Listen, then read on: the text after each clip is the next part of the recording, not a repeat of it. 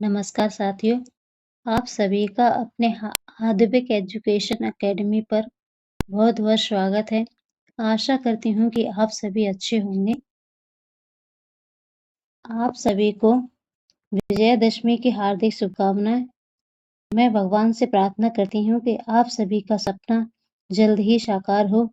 आपका जो शिक्षक बनने का सपना है, ज़िंदगी में जो भी करने का सपना है, वो पूर्ण हो। वैसे तो यूपी यूपी शिक्षा आयोग का परीक्षा टालने का रिकॉर्ड रहा है। लेकिन हमें हार नहीं माननी है, हमें इन सब का डटकर मुकाबला करना है और अपनी तैयारी या पढ़ाई को जारी रखना है। हमें आयोग के सामने झुकना नहीं है। तो आज हम राजनीति विज्ञान के जो प्रैक्टिस सेट कर रहे थे, उसी को आगे सॉल्व करना है। नवरात्रि और विजयदशमी और नवरात्रि के चलते मैं आपकी क्लास नहीं ले पाई। अब आगे ही ऐसे ही ये प्रैक्टिस सेशन जारी रहेगा। तो आज हम इस प्रैक्टिस सेशन को आगे बढ़ाते हुए आज के क्वेश्चन सॉल्व करेंगे। क्वेश्चन नंबर 1 है, प्रत्यक्ष लोकतंत्र किस देश में है? प्रत्यक्ष लोकतंत्र किस देश में है? Option A Britain, option B यूनान, option C Switzerland, option D Japan. प्रत्यक्ष लोकतंत्र किस देश में पाया जाता है? इसका राइट आंसर है option number C Switzerland. Switzerland में प्रत्यक्ष लोकतंत्र है। जनतंत्र के दो रूप हैं, प्रत्यक्ष और अप्रत्यक्ष। प्राचीन यूनान में प्रत्यक्ष प्रजातंत्र तथा क्योंकि वहां नगर राज्य की आबादी गांव की आबादी जितनी लगभग होती है, पूरे नगर राज्य के नागरिक एक साथ बैठते थे, जिसे लैंड्समिंडे सभा कहा जाता था, जिसमें राज्य के सभी नागरिक बैठते थे। शासन संचालन हेतु नियम कानून का निर्माण करते थे। लेकिन आज के समय में बड़ी आबादी वाले राज्य में ऐसा करना असंभव है। अतः अब प्रत्यक्ष नहीं अप्रत्यक्ष रूप में जनता प्रजातंत्र में भाग लेती है। लेकिन आज भी स्विट्जरलैंड के 3 पूर्ण कैंटन तथा 2 अर्ध कैंटन में प्रत्यक्ष प्रजातंत्र है। पूरे स्विट्जरलैंड में प्रत्यक्ष प्रजातंत्र के कुछ उपकरण अपनाए गए हैं। इनमें है ये इनिशिएटिव, रेफरेंडम एवं रिकॉल। संविधान में इन्हें मान्यता प्राप्त है। भारत में अप्रत्यक्ष लोकतंत्र प्रणाली अपनाई जाती है और स्विट्जरलैंड में प्रत्यक्ष लोकतंत्र प्रणाली अपनाई जाती है। अगला क्वेश्चन है क्वेश्चन नंबर 2, आधुनिक प्रजातंत्र को क्या कहते हैं? आधुनिक प्रजातंत्र को क्या कहा जाता है? ऑप्शन ए प्रत्यक्ष प्रजातंत्र, ऑप्शन बी अप्रत्यक्ष प्रजातंत्र, ऑप्शन सी प्रातिनिधिक प्रजातंत्र, ऑप्शन डी जन प्रजातंत्र। इसका राइट आंसर होगा option number B, option number C प्रातिनिधिक प्रजातंत्र। आज के प्रजातंत्र में प्रतिनिधि चुने जाते हैं प्रत्यक्ष रूप से। उन्हीं को हम अपने प्रतिनिधि चुनकर संसद में भेजते हैं। इसीलिए आधुनिक प्रजातंत्र को प्रातिनिधिक प्रजातंत्र कहा जाता है। अगला क्वेश्चन है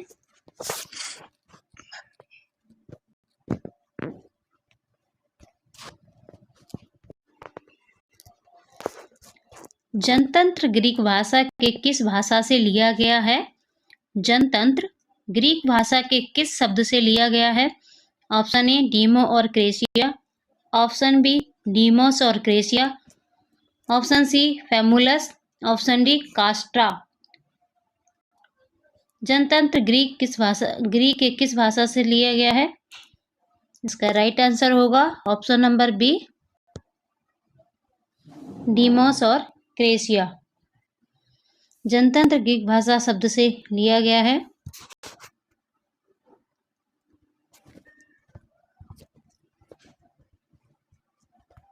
अगला क्वेश्चन है लोकतंत्र ऐसी सरकार है जिसमें सभी लोग भाग लेते हैं। यह कथन किसका है? लोकतंत्र ऐसी सरकार है जिसमें सभी भाग लेते हैं। यह कथन किसका है? Option A Lincoln, option B Dicey, option C Lowell, option D Bryce. ये परिभाषा किसकी है? इसका राइट आंसर है option number C Lowell. Lowell कहते हैं कि लोकतंत्र ऐसी सरकार है जिसमें सभी भाग लेते हैं। अगला क्वेश्चन है क्वेश्चन नंबर 5। लोकतंत्र के उदारवादी सिद्धांत के समर्थक नहीं थे।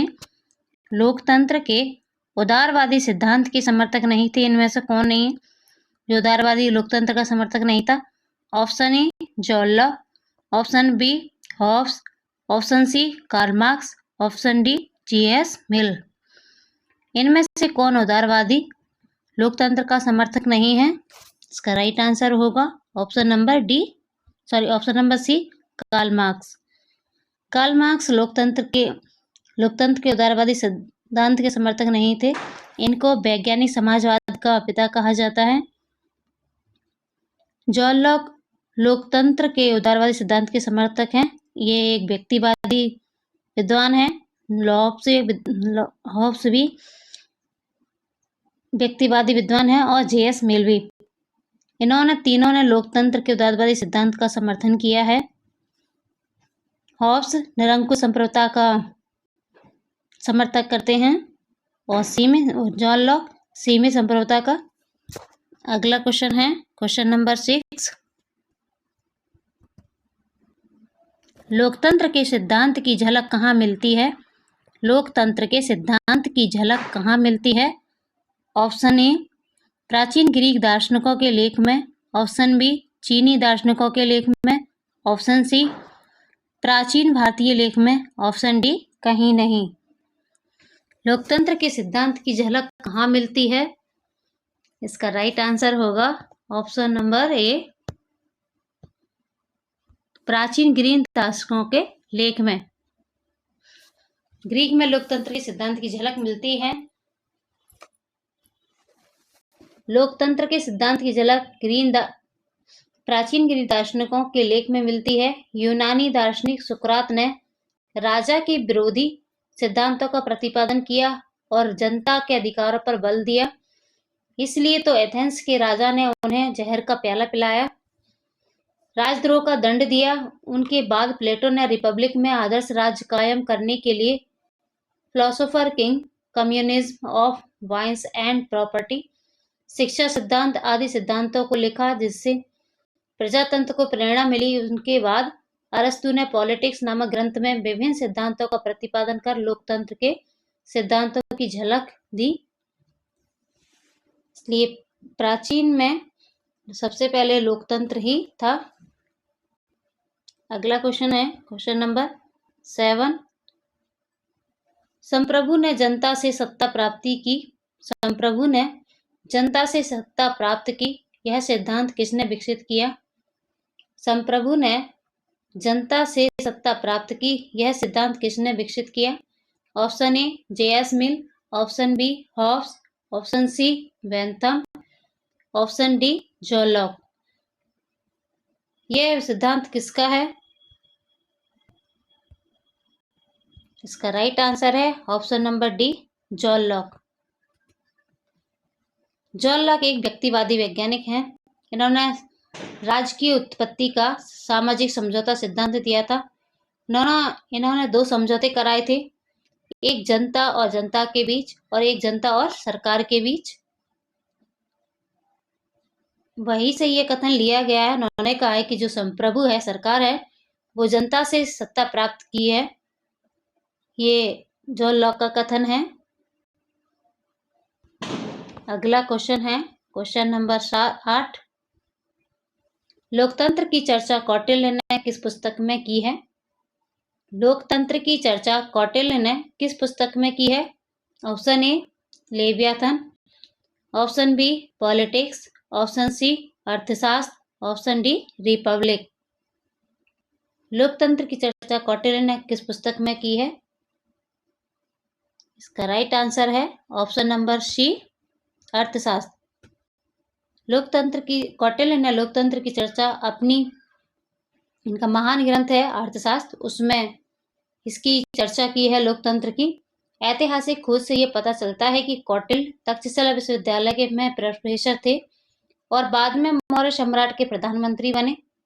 उन्होंने अर्थशास्त्र नामक एक ग्रंथ लिखा जिसमें उन्होंने प्रजातांत्रिक मूल्यों पर बल देने के सिलसिले में मानवोपयोगी विभिन्न सिद्धांतों का प्रतिपादन किया।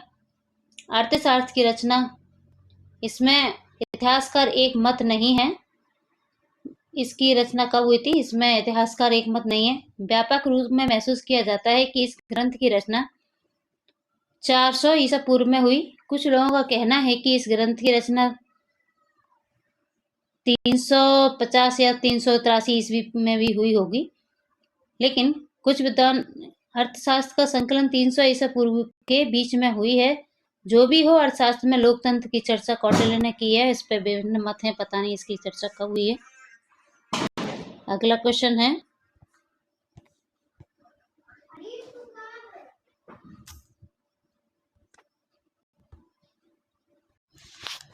राज्य का आधार जनता की सहमति है, यह किसकी युक्ति है? राज्य का आधार जनता की सहमति है, यह किसकी युक्ति है? Option number A, John Locke. Option number B, Rousseau, Spencer या फिर ग्रीन।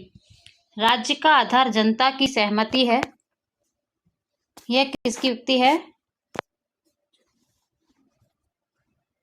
इसका राइट आंसर होगा ऑप्शन नंबर, ये राज्य का आधार जनता की सहमति, ये सामाजिक समझौते के सिद्धांत और जो व्यक्तिवादी है उनका मानना है कि राज्य का आधार जनता की सहमति है। लेकिन ये कथन किसने कहा है प्रॉपर? इसमें जो लॉक भी व्यक्तिवादी है, रूसो भी व्यक्तिवादी है और स्पेंसर भी। लेकिन ये कथन किसका है इसमें यही देखना है। और ग्रीन एक आदर्शवादी विद्वान है। राइट आंसर है option number A, John Locke. John lock मानते हैं कि राज्य का आधार जनता की सहमति है। अगला क्वेश्चन है क्वेश्चन नंबर 10। उदारवादी लोकतंत्र में किन दो सिद्धांतों पर जोर दिया? उदारवादी लोकतंत्र में किन दो सिद्धांतों पर जोर दिया गया? ऑप्शन ए, सार्वजनिक वयस्क मताधिकार तथा संपत्ति का अधिकार। ऑप्शन बी, स्त्रियों का मताधिकार तथा गुप्त मतदान। ऑप्शन सी, लोकप्रिय संप्रभुता तथा संवैधानिक सरकार। ऑप्शन डी, राष्ट्रीय अधिकार तथा प्रतिनिधि लोकतंत्र।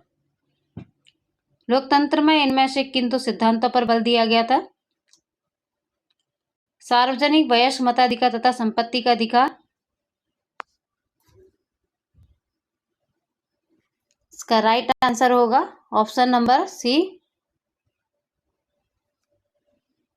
लोकप्रिय संप्रभुता तथा संवैधानिक सरकार। लोकप्रिय संप्रभुता रूसो ने बताया था और संवैधानिक सरकार का सिद्धांत जॉन लॉक ने दिया था। ये दोनों ही उदारवादी हैं और दोनों ने ही लोकतंत्र का समर्थन किया है। स्त्रियों का मताधिकार तथा गुप्त मतदान, इनमें से गुप्त मतदान तो नहीं दिया, लेकिन स्त्रियों का मताधिकार चेस मिल ने दिया था, जो व्यक्तिवादी थे। सार्वजनिक वयस्क मताधिकार तथा संपत्ति का अधिकार, ये जॉन लॉक ने दोनों दिए थे। राष्ट्रीय अधिकार तथा प्रतिनिधि लोकतंत्र, ये आधुनिक लोकतंत्र प्रणाली से संबंधित है। अगला क्वेश्चन है क्वेश्चन नंबर 11। अप्रत्यक्ष लोकतंत्र किसके द्वारा चलाया जाता है? अप्रत्यक्ष लोकतंत्र किसके द्वारा चलाया जाता है? स्वयं जनता के द्वारा, जनता के प्रतिनिधियों के द्वारा, लोक सेवकों के द्वारा या तीनों के द्वारा? अप्रत्यक्ष लोकतंत्र किसके द्वारा चलाया जाता है?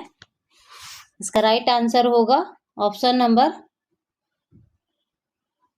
बी, जनता के प्रतिनिधियों द्वारा। मैंने पहले एक्सप्लेन किया था कि अप्रत्यक्ष लोकतंत्र में जनता प्रतिनिधियों को चुनकर भेजती है। अप्रत्यक्ष प्रजातंत्र में शासन, संगठन एवं सरकार के क्रियान्वयन आम जनता नहीं करती, इसलिए अप्रत्यक्ष प्रजातंत्र सीधे आम जनता द्वारा नहीं चलाया जाता है। चूंकि बड़ी आबादी वाले राज्यों में भी प्रजातांत्रिक प्रणाली की भावना प्रबलतम होती गई, इसलिए प्रजातंत्र के संचालन हेतु जनप्रतिनिधित्व की व्यवस्था की गई। निर्वाचन एवं मताधिकार का सिद्धांत राजनीतिक नेताओं ने तय किया। जनता के प्रतिनिधियों द्वारा अप्रत्यक्ष प्रजातंत्र चलाया जाता है। अगला क्वेश्चन है क्वेश्चन नंबर 12। प्रत्यक्ष प्रजातंत्र सरकार में कौन भाग लेता है? प्रत्यक्ष प्रजातंत्र में कौन भाग लेता है सीधे? ऑप्शन ए जनता, लोक सेवक, दबाव समूह या फिर राजा। प्रत्यक्ष लोकतंत्र में या प्रजातंत्र में सरकार में सीधे कौन भाग लेता है?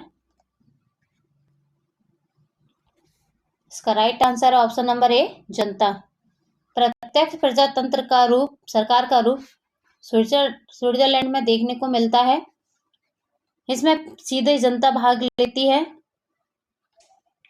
इसमें कोई बीच में प्रतिनिधि नहीं चुना जाता। इसमें सीधे जनता कानून बनाने में और वहाँ के कानून व्यवस्था को लागू करने और उसको संचालन करने में जनता स्वयं प्रत्यक्ष रूप से भाग लेती है। इसलिए प्रत्यक्ष प्रजातंत्र सरकार में जनता स्वयं भाग लेती है। अगला क्वेश्चन है क्वेश्चन नंबर 13। इनमें से कौन लोकतंत्र के सिद्धांत के विरुद्ध है? इनमें से कौन लोकतंत्र के सिद्धांत के विरुद्ध है? ऑप्शन ए असमानता, ऑप्शन बी कानून का शासन, ऑप्शन सी बहुसंख्यक शासन, ऑप्शन डी स्वतंत्र न्यायपालिका। इनमें से कौन ऐसा है जो लोकतंत्र के सिद्धांत के विरुद्ध है? लोकतंत्र में कानून का शासन तो होता ही है और ना बहुसंख्यक का भी शासन होता है, क्योंकि बहुसंख्यक ही अपने प्रतिनिधियों को चुनकर भेजते हैं। और लोकतंत्र में स्वतंत्र न्यायपालिका तो इसका एक विशेष गुण है। कौन है जो लोकतंत्र के विरुद्ध है? लोकतंत्र में असमानता नहीं पाई जाती। इसमें सभी को समान अधिकार दिए गए हैं। इसका राइट आंसर होगा ऑप्शन नंबर ए असमानता। लोकतंत्र में असमानता का कोई मोल नहीं है। ये लोकतंत्र के विरुद्ध है, क्योंकि लोकतंत्र में समानता पाई जाती है। भारतीय संविधान के अनुच्छेद 14 में दिया गया है कि विधि के समक्ष समानता का अधिकार। उसमें बहुत सारे समानता के अधिकार दिए गए हैं। अगला क्वेश्चन है क्वेश्चन नंबर 14। राजनीतिक दल का गठन किस सिद्धांत पर होता है? राजनीतिक दल का गठन किस सिद्धांत पर होता है? ऑप्शन ए जाति, धर्म, आर्थिक और सामाजिक हित या फिर सामान्य हित।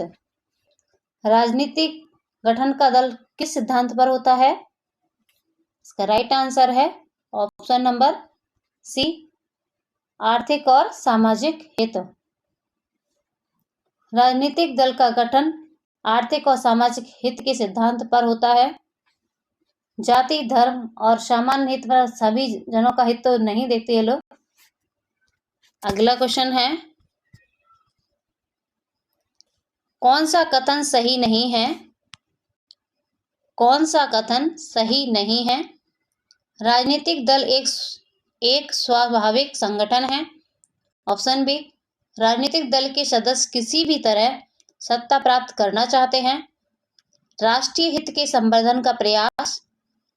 राजनीतिक दल के सदस्यों के विचार देश की आर्थिक और सामाजिक समस्याओं पर समान नहीं होते हैं। इनमें से बताना है कौन सा सही नहीं है। राजनीतिक दल एक स्वाभाविक संगठन है, ये तो ठीक है। ये वाला राइट है। राजनीतिक दल के सदस्य किसी भी तरह सत्ता प्राप्त करना चाहते हैं। यह सत्ता प्राप्त करने के लिए तो राजनीतिक दल इनका अपना हित होता ही है। राष्ट्रीय हित के संवर्धन का प्रयास भी करते हैं। इसमें राइट आंसर होगा ऑप्शन नंबर डी। राजनीतिक दल सदस्यों के विचार देश की आर्थिक और सामाजिक समस्या पर समान नहीं होते हैं या समान होते हैं। ये तो सामाजिक समस्याओं पर अपना वोट बटोरते हैं, वोट मांगते हैं। यही तो इनका वोट बैंक होता है कि जिधर भी सामाजिक समस्या हो और उस पर उंगली उठाओ, जिससे कि एक दूसरे के खिलाफ हो जाते हैं जनता। अगला क्वेश्चन है क्वेश्चन नंबर 16। राजनीतिक दल की आवश्यकता है। कौन सी शासन प्रणाली में राजनीतिक दल की आवश्यकता होती है? ऑप्शन ए लोकतंत्र के लिए, राजतंत्र के लिए, सर्वाधिकारवादी सरकार के लिए, या फिर किसी के लिए नहीं। राजनीतिक दल की आवश्यकता किस लिए होती है? कौन सी शासन प्रणाली में होती है? इसका राइट आंसर होगा ऑप्शन नंबर ए लोकतंत्र के लिए। लोकतंत्र में राजनीतिक दल की आवश्यकता होती है क्योंकि राजनीतिक दल ही नियोजित ढंग से आम जनता को देश की वर्तमान स्थिति से परिचित कराते हैं। निर्वाचन के समय राजनीतिक दल वाले घर घर जाकर लोगों को देश के हालात में परिचित कराते हैं। सभाओं, बुकलेटा, समाचार पत्रों, पत्रिकाओं, नुक्कड़ सभाओं आदि के माध्यम से जनता राजनीतिक चेतना जागृत करते हैं। चूंकि प्रजातंत्र प्रजा का शासन है, इसलिए प्रजाजनों में राजनीतिक सूझबूझ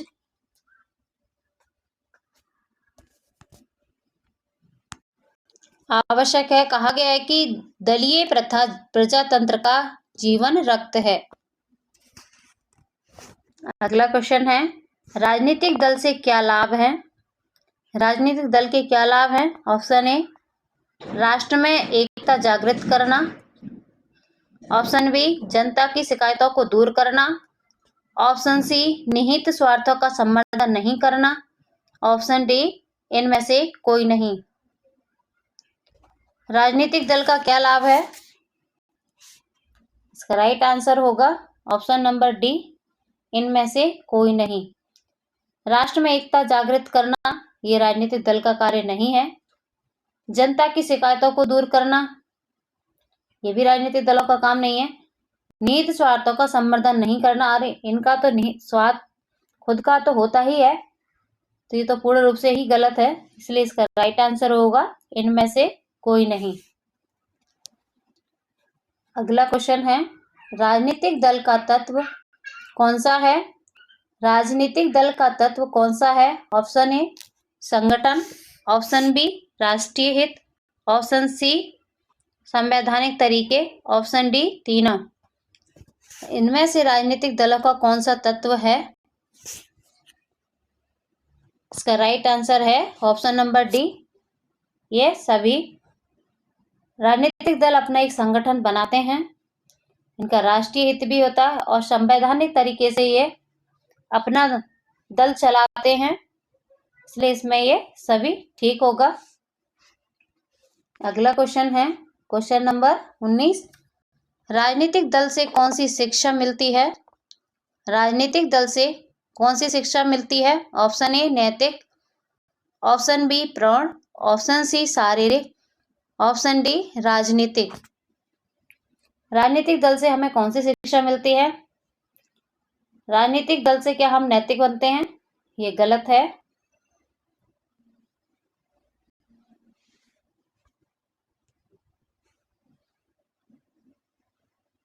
राजनीतिक दल नैतिक नहीं बनाता, इससे भी दूर दूर तक इसका कोई संबंध नहीं है।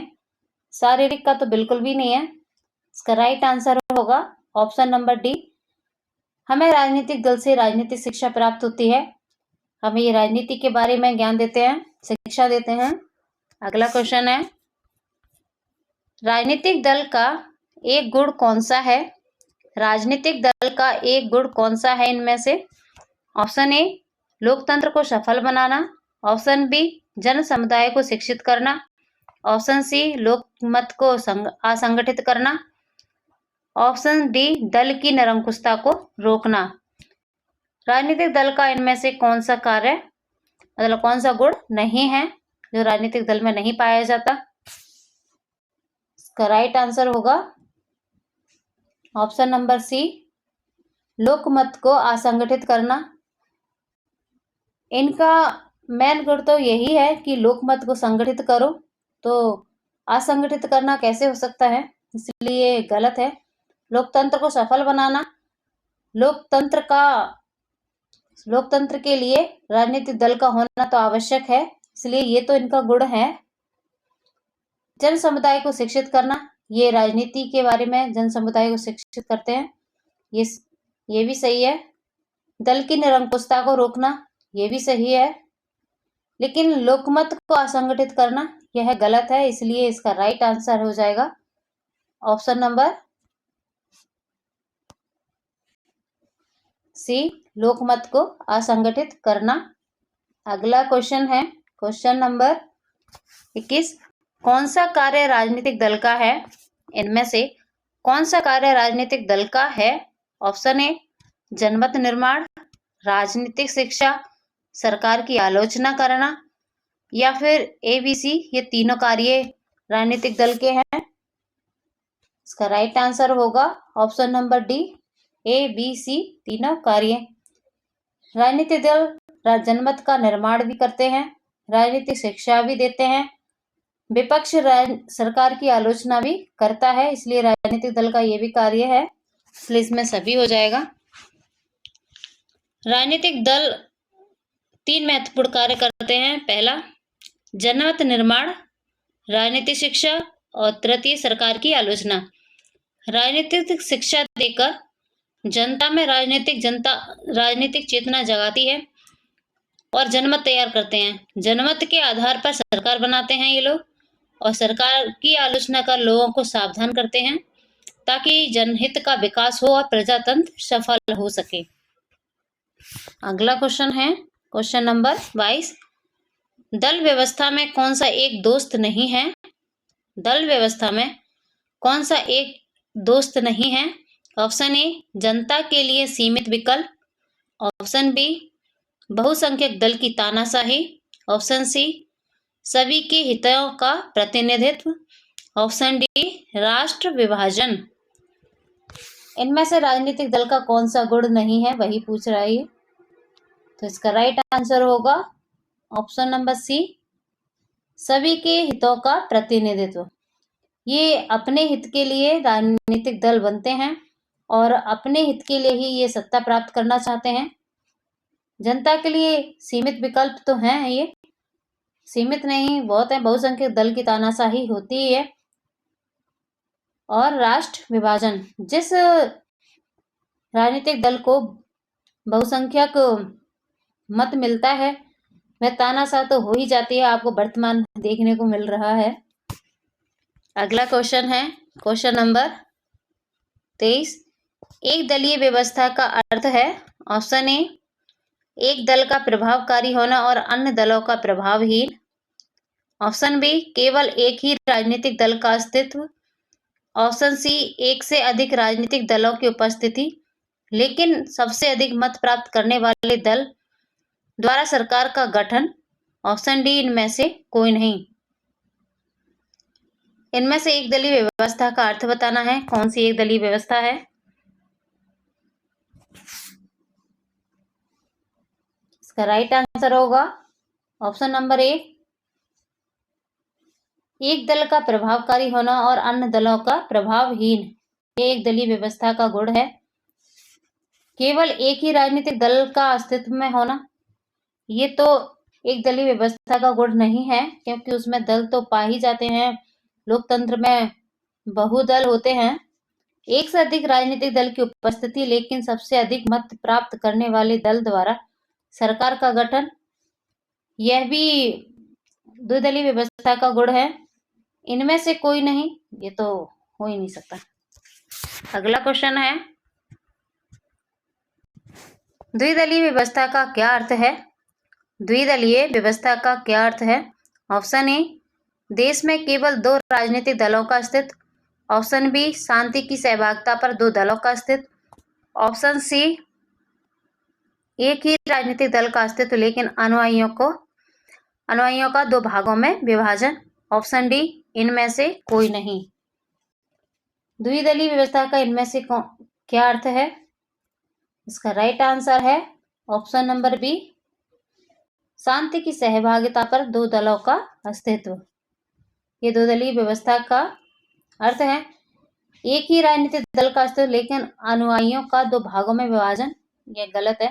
देश में केवल दो राजनीतिक दलों का अस्तित्व, यह भी गलत है। द्विदलीय व्यवस्था ये आज के लोकतंत्र के लिए आवश्यक है। जो संसदीय शासन प्रणाली है और संघात्मक शासन प्रणाली है उसमें दो दलीय व्यवस्था का आयोजन किया गया है। अगला क्वेश्चन है बहुदलीय व्यवस्था का अर्थ है। इसमें बहुदलीय व्यवस्था का अर्थ बताना है देश में विद्यमान सभी दलों द्वारा सरकार का गठन। ऑप्शन बी, देश में शक्ति प्राप्त करने की होड़ के कारण दो से अधिक दल हों।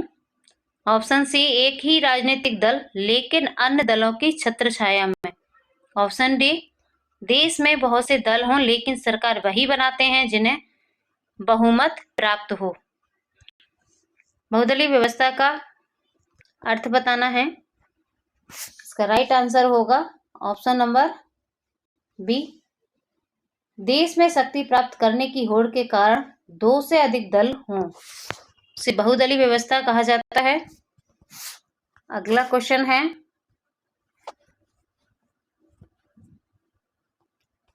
बहुदलीय व्यवस्था का क्या दोष है।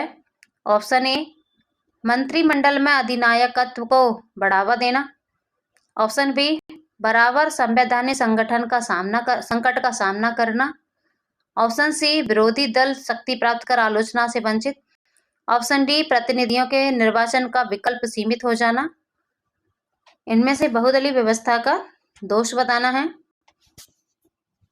इसका राइट आंसर होगा ऑप्शन नंबर बी, बराबर संवैधानिक संकट का सामना करना। बहुदलीय प्रणाली में दो से अधिक दल होते हैं। इस प्रणाली का सबसे बड़ा दोष यह है कि इससे बराबर संवैधानिक संकट उपस्थित हो जाता है, जिससे राज्य का विकास कार्य अवरुद्ध हो जाता है। राजनीतिक दल वाले बराबर संवैधानिक संकट का सामना करने में लगे रहते हैं, जिसका असर प्रजातंत्र की सफलता का मार्ग अवरुद्ध कर देता है। राजनीतिक दल वाले साल भर अपना अस्तित्व बचाने में समय बिता देते हैं, सरकार स्थिर नहीं रह पाती। अतः बराबर वैधानिक संकट का सामना करना बहुदलीय व्यवस्था का दोष है। अगला क्वेश्चन है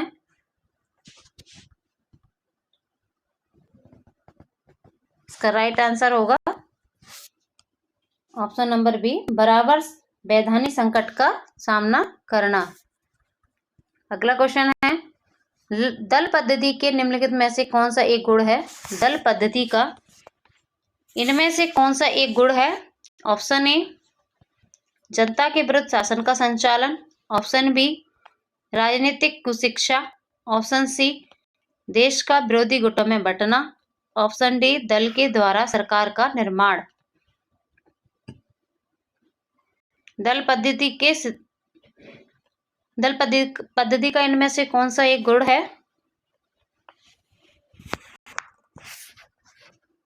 इसका राइट आंसर होगा ऑप्शन नंबर डी, दल के द्वारा सरकार का निर्माण करना। अगला क्वेश्चन है लोकमत का क्या अर्थ है।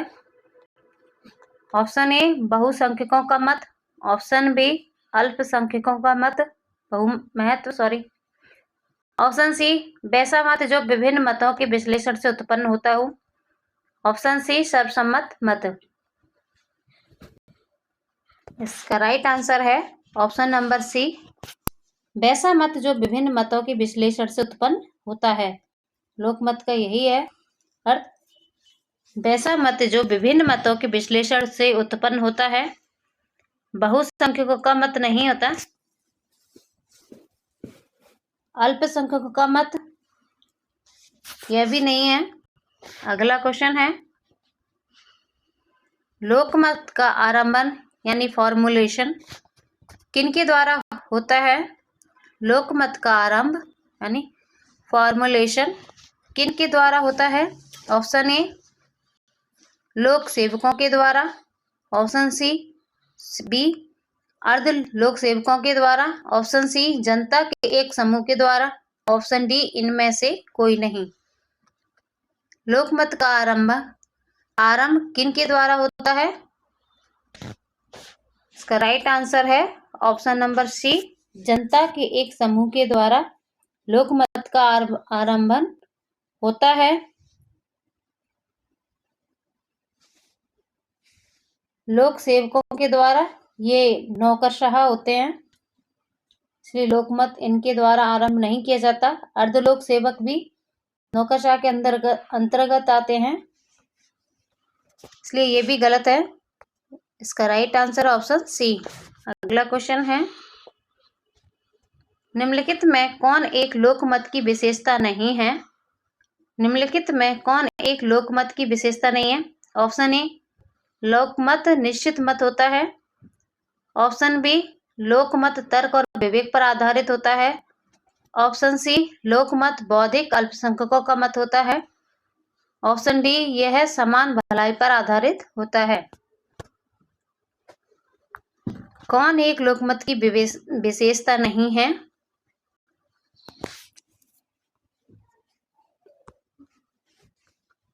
लोकमत निश्चित मत होता है, ये अनिश्चित होते हैं, कितने भी मत हो सकते हैं। लोकमत में बहुत सारे मत आते हैं। लोकमत तर्क और विवेक पर आधारित होता है, यह भी गलत है और ये भी। लोकमत बौद्धिक अल्पसंख्यकों का मत होता है, इसका सही आंसर है ऑप्शन नंबर सी, लोकमत बौद्धिक अल्पसंख्यकों का मत होता है। अगला क्वेश्चन है क्वेश्चन नंबर 31, राजनीतिक दल कैसे लोकमत को प्रभावित करते हैं? राजनीतिक दल कैसे लोकमत को प्रभावित करते हैं? ऑप्शन ए अपने कार्यक्रमों का प्रचार करके, ऑप्शन बी सरकार की आलोचना करके, ऑप्शन सी महत्वपूर्ण लोक प्रश्नों से जनता को अवगत करा के, ऑप्शन डी लोगों से प्रत्यक्ष संबंध स्थापित करके। राजनीतिक दल कैसे लोकमत को प्रभावित करते हैं? अपने कार्यक्रमों का प्रचार करके,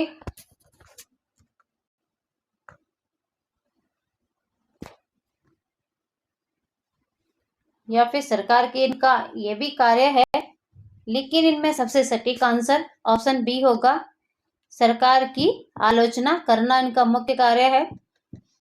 अपने कार्यक्रमों का तो प्रचार करते ही हैं और महत्वपूर्ण लोक प्रश्नों से जनता को अवगत भी कराते हैं, लोगों से प्रत्यक्ष संबंध स्थापित भी करते हैं, लेकिन लोकमत को सबसे ज्यादा सरकार की आलोचना करके प्रभावित करते हैं। इसका right answer option number B है, सरकार की आलोचना करके। देश के शासन संचालन का दायित्व सरकार पर होता है। जो राजनीतिक दल बहुमत के आधार पर सरकार का निर्माण करते हैं, उसे अन्य दलों द्वारा की गई आलोचनाओं का जवाब देना पड़ता है। आम लोग इन आलोचनाओं को एवं सरकार द्वारा दिए गए जवाब की जानकारी प्राप्त करते हैं।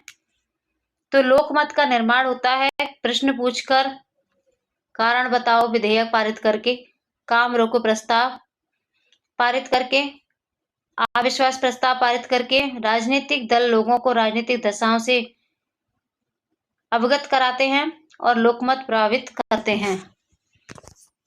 अगला क्वेश्चन है क्वेश्चन नंबर 32, कानून और लोकमत दोनों क्या हैं? कानून और लोकमत दोनों क्या हैं? ये एक दूसरे के समान हैं या एक दूसरे के विपरीत, या दोनों में कोई संबंध नहीं है, या फिर कानून जनमत का निर्माण करता है? कानून और लोकमत क्या है? ये एक दूसरे के विपरीत है, समान है, या फिर दोनों में कोई संबंध नहीं है, या फिर कानून जनमत का निर्माण करता है? इसका राइट आंसर होगा ऑप्शन नंबर सी, दोनों में कोई संबंध नहीं है। कानून सरकार के मतलब जनता के द्वारा जो प्रतिनिधि चुनकर संसद में भेजे जाते हैं, जो कार्यपालिका के सदस्य होते हैं, उस जो कानून का निर्माण करते हैं वही कानून होता है जो लागू किया जाता है। लोकमत राजनीतिक दलों द्वारा प्रभावित किया जाता है, वो होता है, इसलिए इन दोनों में कोई संबंध नहीं है। अगला क्वेश्चन है लोकतंत्र में व्यवस्थापिका कैसे जनमत को प्रभावित करती है? लोकतंत्र में व्यवस्थापिका कैसे जनमत को प्रभावित करती है? ऑप्शन ए, कानूनों का निर्माण करके। ऑप्शन बी, नागरिकों का कर्तव्य निर्धारित करके। ऑप्शन सी, अधिकार प्रदान करके। ऑप्शन डी, संसदीय विवाद के समय देश की समस्याओं पर जनता का ध्यान आकर्षित करके। लोकतंत्र में व्यवस्थापिका कैसे जनमत को प्रभावित करती है? इसका राइट आंसर है ऑप्शन नंबर डी,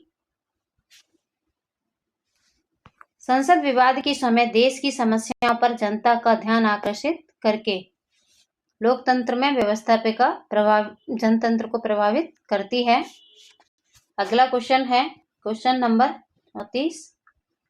लोकमत का प्रभावी अभिकरण प्रेस कब हो सकता है? लोकमत का प्रभावी अभिकरण प्रेस कब हो सकता है, उसको कब दिखा सकते हैं? ऑप्शन ए, जब सरकारी नीति के प्रति प्रतिबद्ध हो। ऑप्शन बी, जब स्वतंत्र तथा निष्पक्ष हो। ऑप्शन सी, जब वह दुर्बलतम व्यक्ति का सहायक हो। ऑप्शन डी, जब सरकारी नीति का आलोचक हो।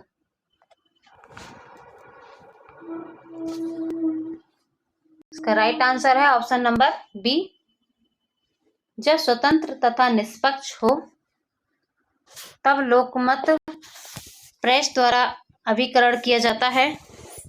लोकमत के निर्माण का एक महत्वपूर्ण साधन है प्रेस, इसलिए स्वतंत्र प्रेस जनता प्रजातंत्र की रीढ़ है। प्रेस समाचार पत्र के माध्यम से देश विदेश का समाचार जनता तक पहुंचाते हैं। संपादकीय तथा आलोचनात्मक लेखों द्वारा लोकमत को प्रभावित करते हैं। विभिन्न प्रकार के समाचारों, वक्तव्यों, लेखों को छापकर लोकमत को एक निश्चित दिशा प्रदान करते हैं। जनता और सरकार के बीच कड़ी का काम करते हैं। इस प्रकार जनता में राजनीतिक चेतना पैदा करके सार्वजनिक कार्यों के प्रति उनकी उदासीनता को दूर करते हैं, लेकिन पक्षपात रहित, न्याय मुक्त तथा स्वतंत्र प्रेस ही लोकमत का सफल संचालन कर सकते हैं। अगला क्वेश्चन है, इनमें से कौन एक लोकमत का अभिकरण है? नहीं है, इनमें से कौन एक लोकमत का अभिकरण नहीं है? Option A, press. Option B, न्यायपालिका। ऑप्शन सी, राजनीतिक दल। ऑप्शन सी डी, रिपब्लिक रंगमंच पब्लिक रंगमंच। इनमें से कौन लोकमत का अभिकरण नहीं है? प्रेस द्वारा तो लोकमत बनता ही है और राजनीतिक दल तो इसको करते ही हैं, इसका संचालन, और पब्लिक रंगमंच के द्वारा लोकमत को प्रभावित किया जाता है, लेकिन न्यायपालिका से इसका कोई लेना देना नहीं है, इसलिए इसका right answer option number B, न्यायपालिका। अगला क्वेश्चन है, लखपतियों का क्लब कहा गया है? लखपतियों का क्लब किसे कहा गया है? ऑप्शन ए, ब्रिटेन की लॉर्ड सभा को। ऑप्शन बी, स्विस राज्यसभा को, राज्य परिषद को। ऑप्शन सी, अमेरिकी सीनेट को। ऑप्शन डी, फ्रांसीसी सीनेट को। लखपतियों का क्लब किसे कहा गया है? इसका राइट आंसर है ऑप्शन नंबर सी, अमेरिकी सीनेट को लखपतियों का क्लब कहा गया है। संयुक्त राज्य अमेरिका को पूंजीवाद का घर कहा जाता है। पूंजीपति राजनीतिक व्यवस्था के एकमात्र स्वामी हैं। अमेरिकी सीनेट पूंजीपति वर्ग का प्रतिनिधित्व करती है। सीनेट में निर्वाचित होने के लिए प्रत्याशियों को लाखों डॉलर खर्च करना पड़ता है। सीनेट में वही व्यक्ति निर्वाचित हो सकते हैं जिनके पास पर्याप्त धन हो, इसलिए इस सदन को लखपतियों का क्लब कहा गया।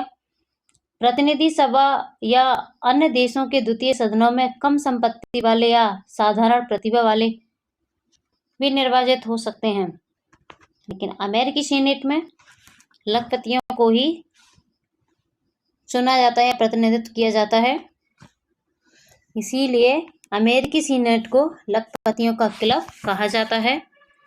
अगला क्वेश्चन है, इससे आगे कोई क्वेश्चन नहीं है। आज के लिए सिर्फ इतना ही। आज की क्लास हम यहीं पर रोकते हैं। आप सभी का बहुत बहुत धन्यवाद। यदि आपको ये क्वेश्चंस हेल्प कर रहे हैं, आपकी तैयारी को आगे बढ़ा रहे हैं और आप चाहते हैं कि मैं आगे भी ऐसे ही क्वेश्चंस लाती रहूं, तो ऐसे ही क्वेश्चन देखने के लिए हमारे चैनल को सब्सक्राइब करो और लाइक करो। आप सभी का बहुत बहुत धन्यवाद।